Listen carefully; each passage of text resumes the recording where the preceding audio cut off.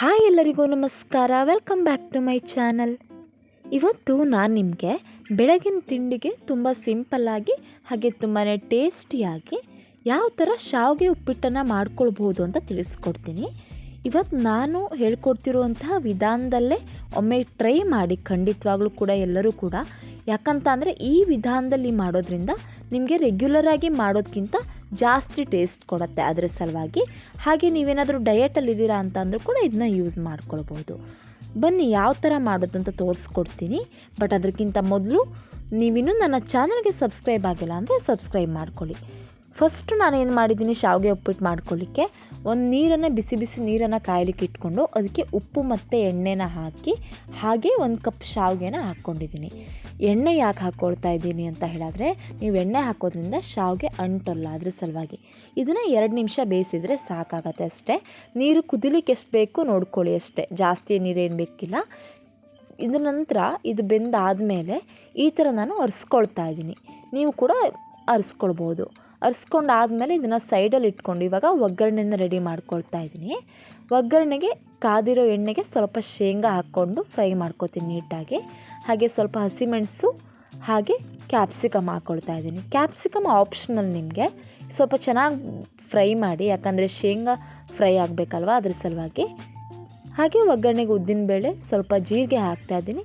ಹಾಗೆ ಎಳ್ಳನ್ನು ಕೂಡ ಹಾಕ್ಕೊಳ್ತಾ ಇದ್ದೀನಿ. ಹಾಗೆ ಸ್ವಲ್ಪ ಹಿಂಗನ್ನು ಕೂಡ ತೊಗೊಳ್ತಾ ಇದ್ದೀನಿ. ತುಂಬ ಜನ ಹೇಳ್ತಾರೆ ಈರುಳ್ಳಿ ಹಾಕಿದರೆ ಹಿಂಗೆ ಬೇಕಾಗಲ್ಲ ಅಂತ, ಬಟ್ ಹಿಂಗು ಬೇರೆ ಟೇಸ್ಟೇ ಕೊಡುತ್ತೆ, ಹಾಕಲೇಬೇಕು ನೀವು, ಅದ್ರ ಸಲುವಾಗಿ. ಹಾಗೆ ಸ್ವಲ್ಪ ಸಾಸಿವೆನೂ ಕೂಡ ಹಾಕ್ಕೊಂಡು ನೀಟಾಗಿ ಫ್ರೈ ಮಾಡ್ಕೊತೀನಿ. ನೋಡಿ, ಇಲ್ಲಿ ಈ ಥರ ಫ್ರೈ ಮಾಡ್ಕೋಬೇಕು.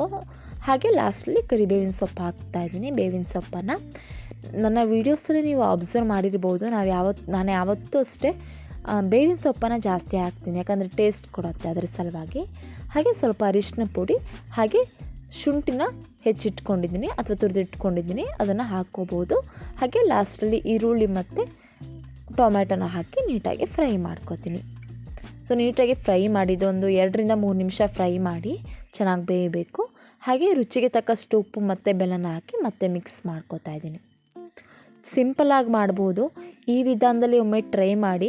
ನೀವು ಬೇರೆ ವಿಧಾನದಲ್ಲಿ ಮಾಡಿರ್ತೀರ, ತುಂಬ ವೀಡಿಯೋಸ್ಗಳಲ್ಲಿ ನೋಡಿ ಮಾಡಿರ್ತೀರ.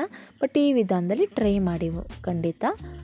ಹಾಗೆ ಲಾಸ್ಟಲ್ಲಿ ಇವಾಗ ಫ್ರೈ ಆದಮೇಲೆ ನಾನೇನು ಶಾವಿಗೆ ಆವಾಗ ಅರಿಸಿಟ್ಕೊಂಡಿದ್ದೆ ಅಲ್ವಾ, ಅದನ್ನು ನೀಟಾಗಿ ಹಾಕಿ ಮಿಕ್ಸ್ ಮಾಡ್ಕೊತೀನಿ ಚೆನ್ನಾಗಿ. ಇಷ್ಟೇ. ಲಾಸ್ಟಲ್ಲಿ ಕೊತ್ತಂಬರಿ ಸೊಪ್ಪು ಹಾಕಿದರೆ ಆಯಿತು ಅಷ್ಟೇ. ತುಂಬ ಸಿಂಪಲಾಗಿ ಆಗುತ್ತೆ. ಹಾಗೆ ತುಂಬ ಟೇಸ್ಟ್ ಕೊಡುತ್ತೆ ಇದು, ಯಾಕಂದರೆ ಈಗ ನಾವು ಒಗ್ಗರಣೆ ಹಾಕಿರ್ತೀವಲ್ವ, ಸೊ ಆ ಸ್ಮೆಲ್ಲೆಲ್ಲ ಹಿಡ್ಕೊಂಡಿರತ್ತೆ ನಾವು ಬೇಯಿಸಿರೋ ಶಾವಿಗೆನ ಈ ಥರ ಹಾಕ್ಕೊಂಡಾಗ. ಸೊ ತುಂಬಾ ಟೇಸ್ಟಿಯಾಗಿ ಬರುತ್ತೆ. ನೀವು ನಾರ್ಮಲಾಗಿ ಮಾಡೋದಕ್ಕಿಂತ ಈ ಥರ ಮಾಡಿ ಶಾವಿಗೆ ಉಪ್ಪಿಟ್ಟನ್ನು ಎಲ್ಲರೂ ಕೂಡ ಇಷ್ಟಪಟ್ಟು ತಿಂತಾರೆ. ನೋಡಿ, ಒಮ್ಮೆ ಟ್ರೈ ಮಾಡಿ, ಎಲ್ಲರೂ ಮನೇಲಿ ಟ್ರೈ ಮಾಡಿ ಹೇಗಿತ್ತಂತ ಕಾಮೆಂಟ್ ಬಾಕ್ಸ್ನಲ್ಲಿ ಕಾಮೆಂಟ್ ಮಾಡಿ. ಹಾಗೆ ನಿಮಗೇನಾದರೂ ಡೌಟ್ ಇದ್ದರೂ ಕೂಡ ಕಾಮೆಂಟ್ ಬಾಕ್ಸ್ನಲ್ಲಿ ತಿಳಿಸ್ಕೊಡಿ. ಹಾಗೆ ಇವತ್ತು ನಾನು ಹೇಳ್ಕೊಟ್ಟಿರುವಂತಹ ಈ ವಿಧಾನದಲ್ಲಿ ಮಾಡಿರೋ ಶಾವಿಗೆ ಉಪ್ಪಿಟ್ಟು ರೆಸಿಪಿ ನಿಮಗೆ ಇಷ್ಟ ಆಗಿದ್ದರೆ ಸಬ್ಸ್ಕ್ರೈಬ್ ಮಾಡಿ, ಲೈಕ್ ಮಾಡಿ. Thank you.